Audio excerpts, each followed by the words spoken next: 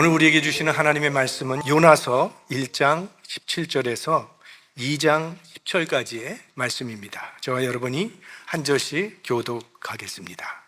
여호와께서 이미 큰 물고기를 예비하사 요나를 삼키게 하셨으므로 요나가 3일 3야를 물고기 배에 있으니라. 요나가 물고기 뱃속에서 그 하나님 여호와께 기도하여 가로되 내가 받는 고난을 인하여 여호와께 불러 아뢰었사옵더니 주께서 내게 대답하셨고 내가 수월의 뱃속에서 부르짖었사옵더니 주께서 나의 음성을 들으셨나이다.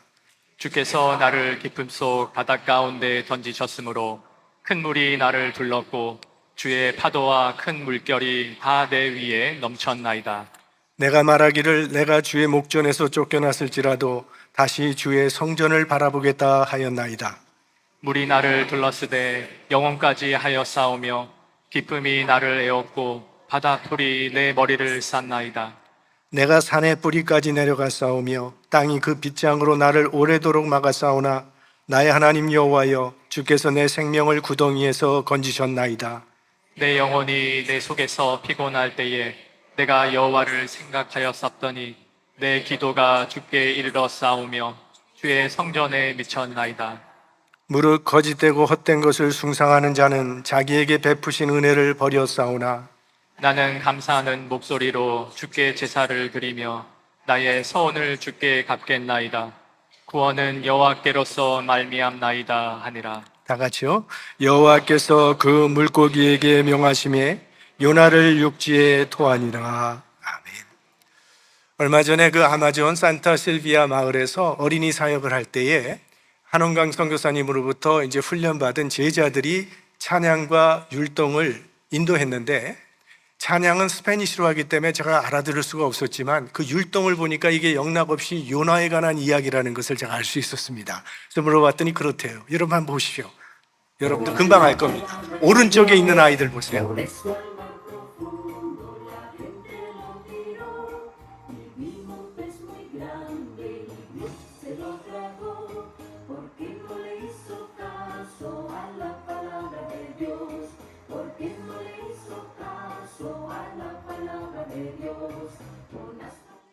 예, 스페니쉬 하시는 분들은 아마 알아들었을 거예요. 저는 두 가지 단어를 알아들었습니다. 디오스, 하나님, 그란데, 크다. 네, 큰 물고기 얘기하는데요. 이게 요나 이야기예요. 그래서 관심이 있어서 요나서 설교를 하고 있으니까 물어봤어요. 그래서 어떻게 됐냐고. 그걸로 끝난 거예요, 여기서. 물고기가 삼켜버린 걸로 끝났다 그러더라고요. 네, 성난 바다에 요나를 던졌다고 하는 것은 요나를 통한 하나님의 계획은 이제 끝났다는 이야기지만 요나서는 이때부터 하나님의 역사가 시작됩니다. 1장 17절 말씀을 보면 여호와께서 이미 큰 물고기를 예비하사 요나를 삼키게 하였으므로 요나가 3일 3야를 물고기 배에 있으니라. 요나 하면 우리가 바로 요 장면을 떠오르게 될 겁니다.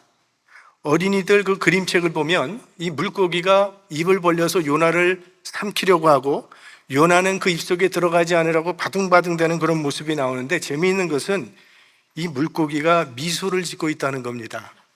자기를 삼키려고 입을 크게 벌리고 다가오는 그 물고기를 바라보며 파랗게 질린 그 요나의 얼굴과 잔잔하게 미소를 짓고 있는 이 물고기가 아주 극적인 대조를 이루고 있습니다. 왜 물고기가 미소를 짓고 있을까요? 이 물고기는 이것이 하나님의 구원의 손길이요 하나님의 사랑이라는 것을 알았기 때문일 겁니다. 그러나 요나는 이게 하나님의 손길이라는 것을 모르기 때문에 두려워하고 있었던 거죠. 우리들도 하나님이 우리를 구원하시는 방법이 우리의 생각과는 다르기 때문에 알아채지 못하고 두려워할 때가 있지 않습니까? 갈릴리 바다 한복판에서 광풍을 만난 제자들이 죽느냐 사느냐 위기에 처해 있을 때 예수 그리스도께서 그들을 구원하시기 위해서 물 위로 걸어오셨다고 그랬어요. 그런데 제자들은 그 예수님을 유령인 줄 알고 무서워서 비명을 질렀다고 했습니다. 예수님은 우리를 구원하러 오시는데 우리는 주님이 유령처럼 보인다는데 문제가 있다는 겁니다. 바울과 실라가 빌립보 감옥에 갇혔을 때에 밤중에 기도하며 찬양했다고 했습니다. 그때 옥토가 흔들리고 옥문이 열리고 쇠사슬이 풀렸습니다. 자다가 깜짝 놀라서 깨어난 그 간수가 옥문이 열려 있는 걸 보고 죄수가 달아났다고 생각하고 칼을 빼서 자결하려고 했을 때에, 그때 로마법이라고 하는 것은 간수가 죄수를 잘 관리하지 못해서 도망치면 사형에 처하는 법이 있었기 때문에 자결하라고 했던 거죠. 그때 바울과 실라가 큰 소리로 그 간수를 멈추게 하고 그들 앞에 나타났더니 이 간수가 바울과 실라 앞에 무릎을 꿇고 물었습니다. 선생들이여, 내가 어떻게 해야 구원을 얻으리이까? 주 예수를 믿으라. 그리하면 너와 내 집이 구원을 얻으리라.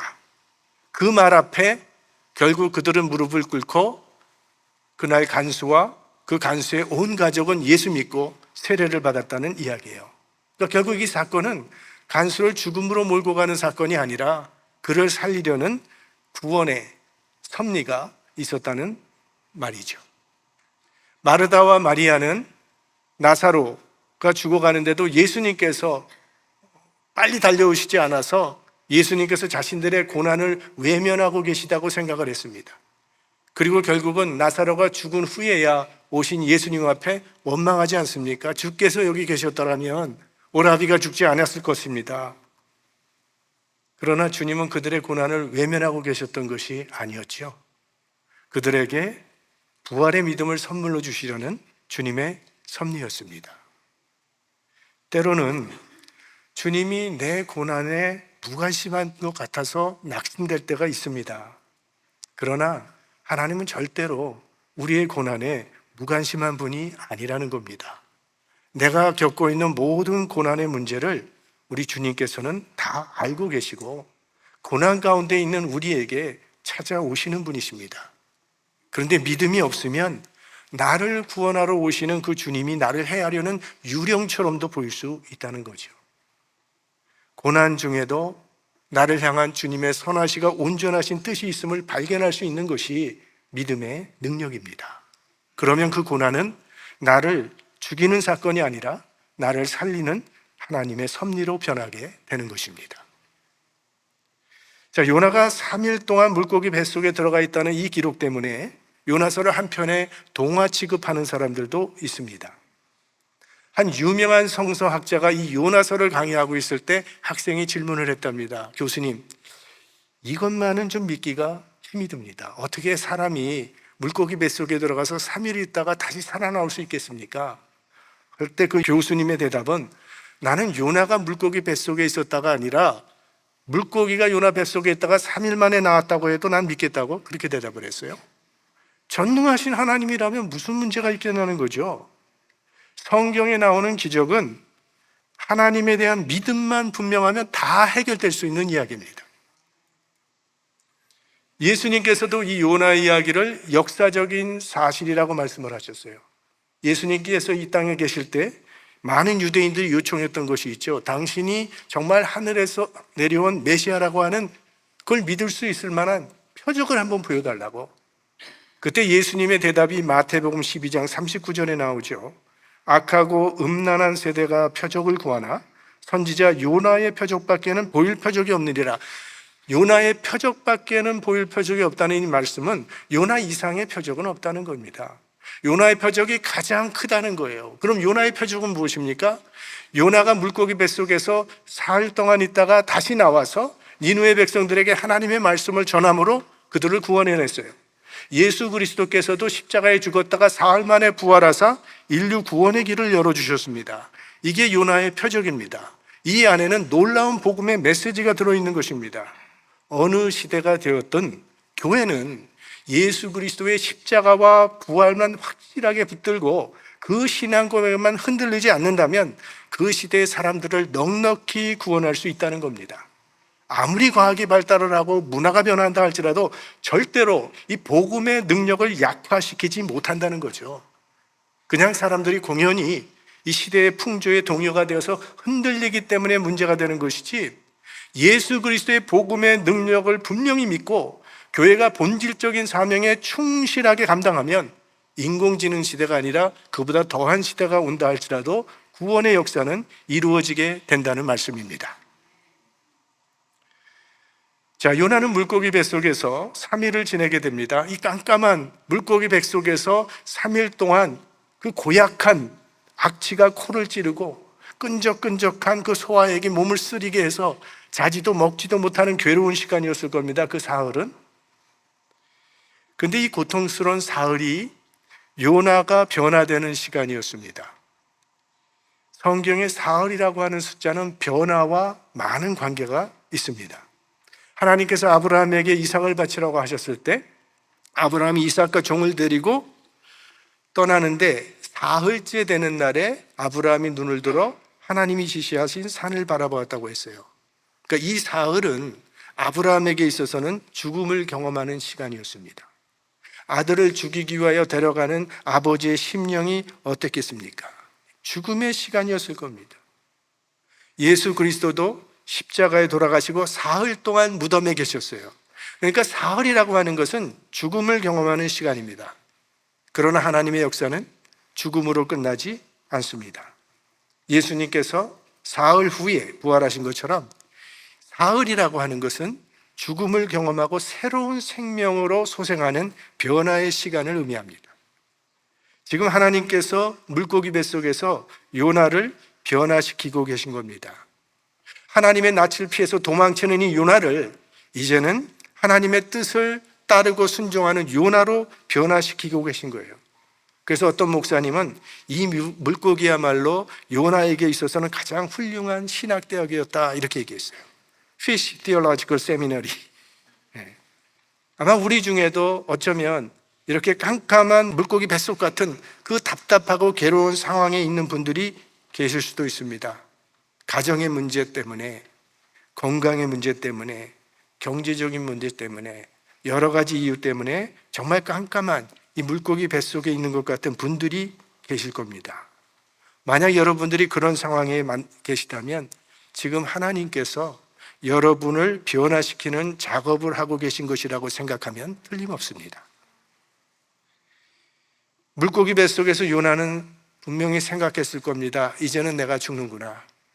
질식해서 죽든지 소아에게 녹아서 죽든지 나는 이제 죽겠구나 하는데 이상하게 죽지 않는 겁니다. 분명히 죽어야 되는데 안 죽는 거예요. 그때 요나가 깨닫는 겁니다. 지금 하나님이 간섭하시고 계시다는 사실을 그때 깨닫습니다. 2장 3절 말씀, 주께서 나를 깊음 속 바닷 가운데 던지셨으므로 큰 물이 나를 둘렀고 주의 파도와 큰 물결이 다 내 위에 넘쳤나이다. 요나는 지금 주께서 자기를 바다에 던졌다고 말을 하는데 우리가 생각을 해보면 요나를 바다에 던진 분은 하나님이 아니라 선원들이 던졌어요. 근데 요나는 하나님이 나를 던졌다고 말을 합니다. 또 주의 파도가 내 위에 넘쳤다고 말을 합니다.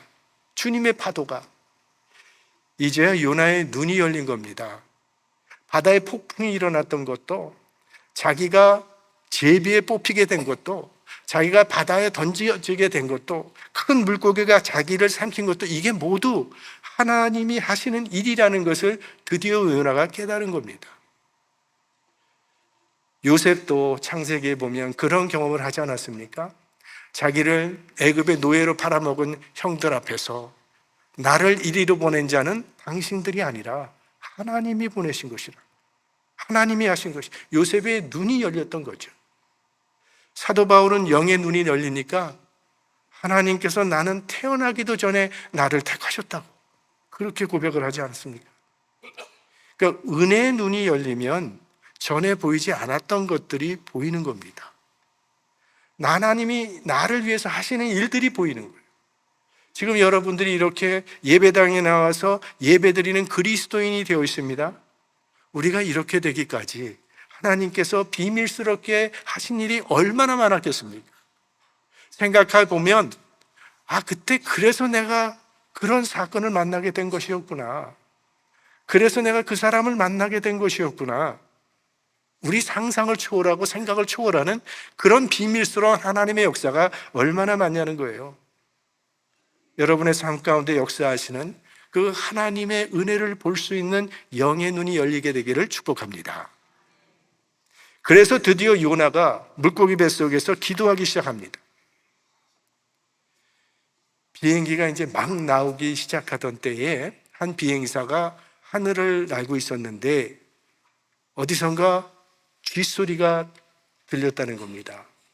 이건 굉장한 위기 상황이라고 합니다. 왜냐하면 그 쥐가 엔진에 들어가 버리면 비행기가 추락할 수도 있기 때문에.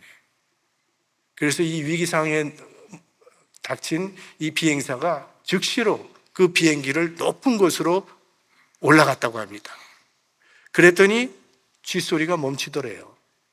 그러니까 높이 올라가면 올라갈수록 공기가 희박하니까 쥐가 죽은 거예요. 그래서 착륙해서 보니까 그 쥐가 엔진 앞에서 죽어 있더랍니다.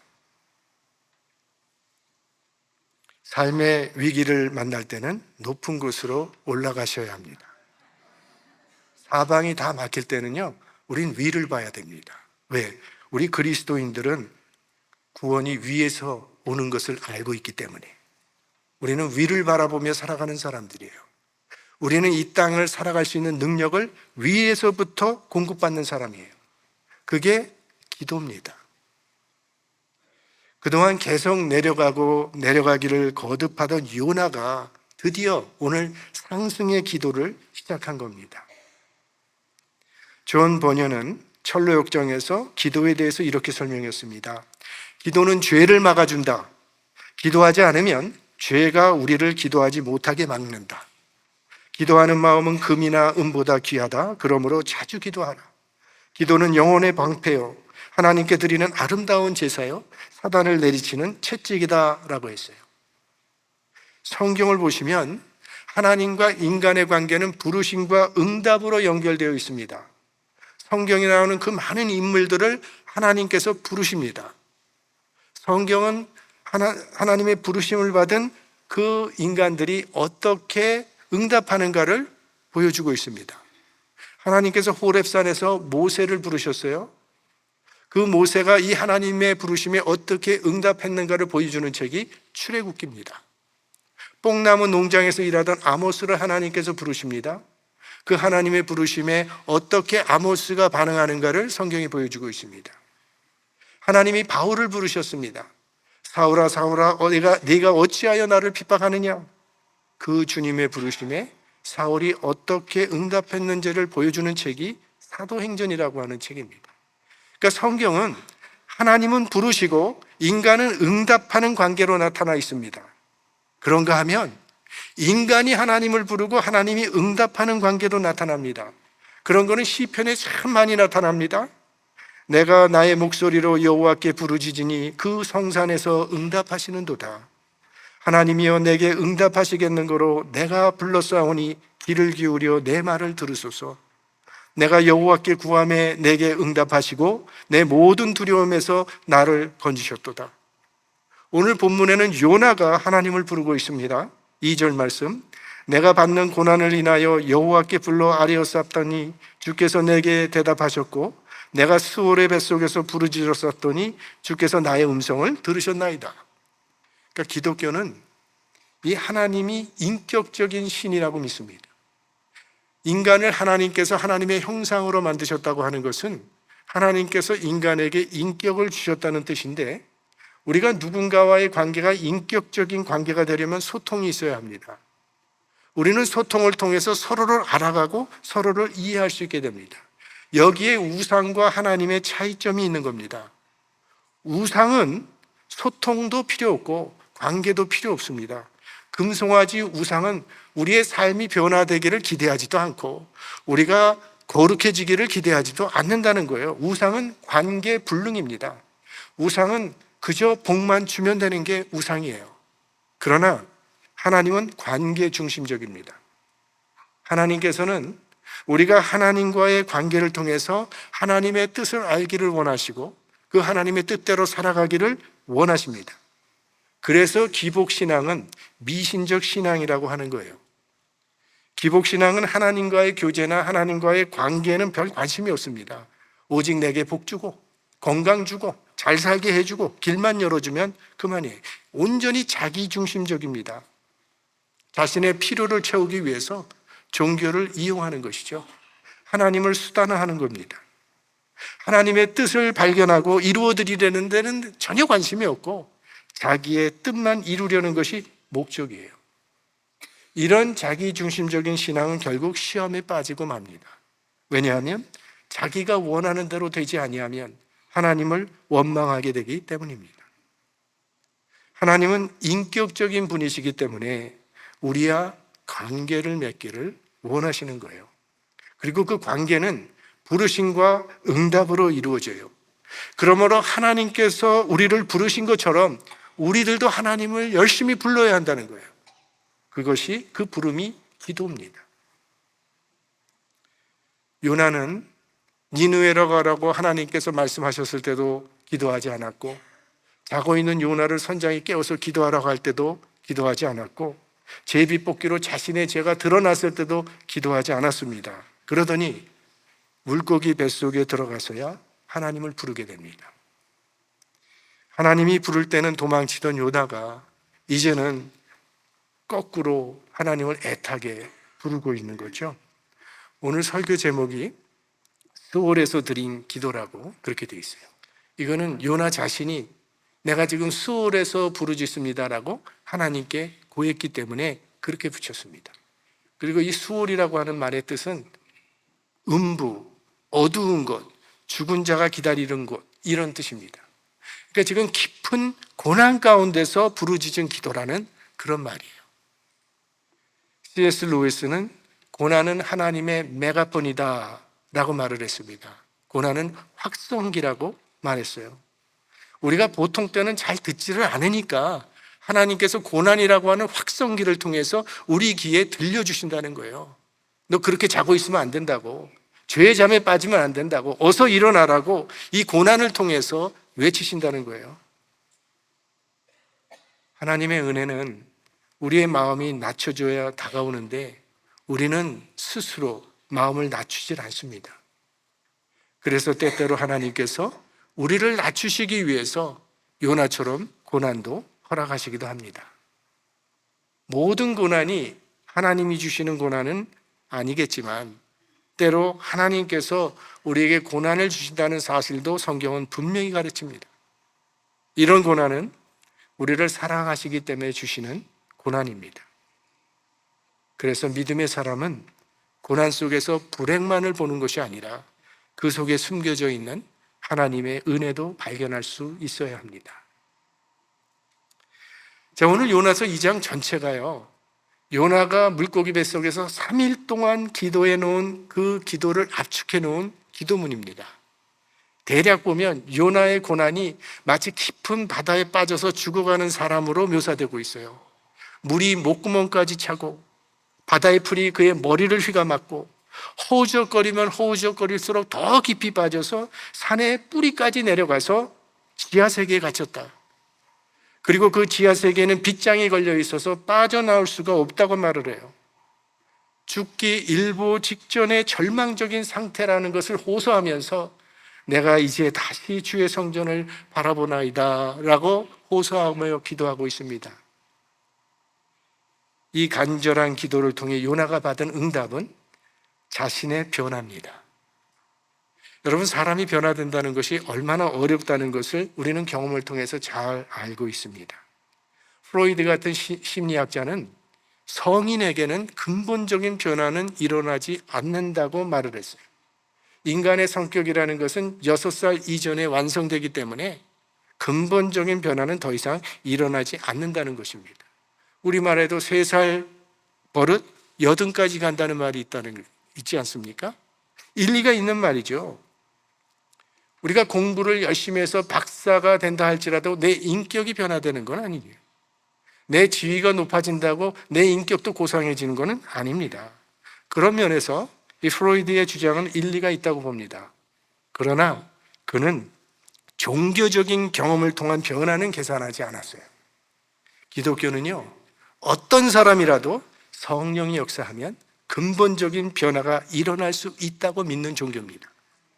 설사 이 사회에서는 절대로 용서받지도 못하고 쓸모없는 사람일지라도 변화될 수 있는 거예요. 그게 바로 성령의 역사라는 거죠. 특별히 이 기도는 변화시키는 힘이 있습니다. 1차 세계대전 때 한 독일군 장교의 병상 일지가 신학계에 한번 알려진 적이 있었습니다. 이 사람이 전쟁하다가 이제 부상을 당해서 후송을 받아서 이제 후송 중에 치료 중에 있는데요. 그가 치료를 받는 기간 동안에 간호원 한 사람이 늘 이 장교를 위해서 기도를 해줬습니다. 그랬더니 이 사람이 이제는 좀 그만해도 괜찮겠다고, 내 이 병은 날라면 시간이 너무 오래 걸려서 그때까지 계속 기도하려면 실증 나서 못할 거라고. 그랬더니 간호원이 아닙니다. 저는 한 영혼이 16년 동안 하나님께 인도되길 위해서 16년 동안 기도하고 있습니다. 그랬더니 그거야 당신이 좋아하는 사람이니까 그렇지 않겠습니까? 당신의 부모든가 남편이든가 오빠든가 동생이겠지요. 아닙니다. 나는 그 사람을 알지도 못합니다. 제 어머니는 독일 어느 마을의 백작 부인의 시녀인데, 그 백작 부인께서 방탕한 아들을 위해서 기도하면서 제 어머니께도 기도를 부탁하셨는데, 제 어머니가 또 저에게 기도 부탁을 했어요. 그래서 저는 그 사람을 위해서 기도하고 있습니다. 근데 지난달 그 백작 부인의 편지를 보니까 그 아들이 군대에 갔다가 부상을 당해서 치료 중에 있다는 이야기를 들었습니다. 그 소식을 듣고 이 군인이 놀라서, 혹시 당신 어머니 이름이 베아타입니까? 맞습니다. 그럼 당신이 찰스입니까?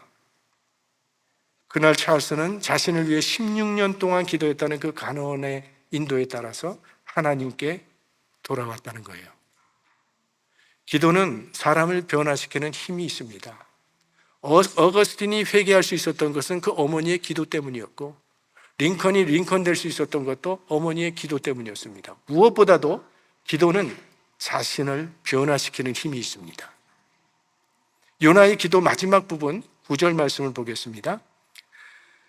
나는 감사하는 목소리로 주께 제사를 드리며 나의 소원을 주께 갚겠나이다. 구원은 여호와께로서 말미암나이다 아니라. 요나가 지금 하나님께 구원을 감사하고 있습니다. 그런데 놀라운 것은 문제가 다 해결된 후에 이런 감사의 기도를 드린 게 아니라, 아직 물고기 뱃속에 있으면서 미래에 임할 하나님의 구원을 확신하면서 주님 구원을 감사하다는 그런 기도를 드리고 있다는 거예요. 환경은 하나도 달라진 것이 없는데 요나가 변한 거죠. 그가 기도했더니 마음에 확신이 생겼어요. 근심 걱정이 다 사라지고 평안이 임하더라는 거예요. 심령의 변화가 일어난 거죠. 이게 기도의 능력입니다. 기도하러 들어갈 때는 여러 가지 문제로 근심 걱정이 가득했다가도 기도를 마치고 나올 때는 그 마음에 하나님의 평강이 충만한 승리자가 되어 나오는 것, 그게 기도죠. 빌립보서 4장 6절 7절 말씀 우리 다 같이 합독하겠습니다. 아무것도 염려하지 말고 오직 모든 일에 기도와 간구로 너희 구할 것을 감사함으로 하나님께 아뢰라. 그리하면 모든 지각에 뛰어난 하나님의 평강이 그리스도 예수 안에서 너희 마음과 생각을 지키시리라. 하나님의 평강이 너의 마음을 지켜주실 것이라고 그렇게 말씀하고 있잖아요. 자, 이렇게 요나의 기도가 끝남과 동시에 물고기가 요나를 육지에 토했다고 했습니다. 10절, 마지막 10절 말씀입니다. 여호와께서 그 물고기에게 명하심에 요나를 육지에 토하니라. 오늘 이 요나의 기도를 보시면요, 처음부터 끝까지 요나의 독백처럼 보입니다. 하나님의 응답은 나타나지 않아요. 그저 3일 동안 응답 없는 기도를 드리느라고 요나가 너무나도 답답하고 괴로웠을 겁니다. 그런데 지금 보니까 하나님이 그동안 가만히 계신 것이 아니었어요. 요나가 기도하고 있던 그 시간에 하나님께서는 그 요나를 바다 한가운데서부터 육지로 옮기고 계셨던 겁니다. 그리고 사명의 장소인 니느웨로 오게 하신 거예요. 때로 우리가 기도할 때 하나님이 가만히 계신 것만 같아서 답답할 때가 있죠. 그러나 하나님께서는 가장 온전한 시간에 우리의 기도를 응답해 주신다는 사실을 믿으시기 바랍니다. 하나님은 우리 기도에 응답하시는 살아계신 하나님이세요.